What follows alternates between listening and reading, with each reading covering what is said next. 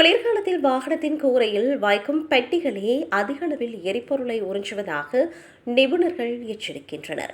பல ஓட்டுநர்கள் விடுமுறையில் இல்லாத போதும் கூட தங்களது கார்களில் இந்த பெட்டிகளை விட்டு செல்கின்றனர். இது அதிக காற்று எதிர்ப்பு காரணமாக எரிபொருள் பயன்பாட்டை பெருமளவில் அதிகரிக்கிறது.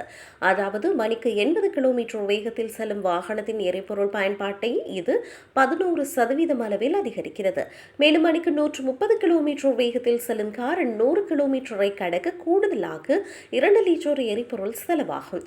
அத்துடன் காரில் பனி மற்றும் பனி எஞ்சியிருப்பது, குறைந்த டயர் அழுத்தம், இருக்கை ஹீட்டர்கள், பின்புற ஜன்னல் டிஃப்ரோஸ்டர்கள் மற்றும் ஃப்ளோவர்ஸ் போன்ற மின் அமைப்புகளின் அதிக பயன்பாடு ஆகியவையும் எரிபொருளை அதிகம் விரயமாக்குகின்றது.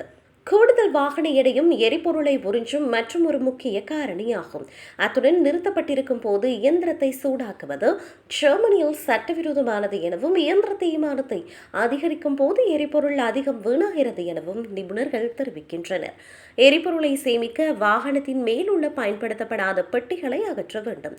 மேலும் காரில் உள்ள பனியை முழுமையாக அகற்றுதல் மற்றும் தேவையற்ற எடையை குறைத்தல் போன்ற நடவடிக்கைகளின் மூலம் எரிபொருளை சேமிக்க முடியும் என தெரிவிக்கப்பட்டுள்ளது.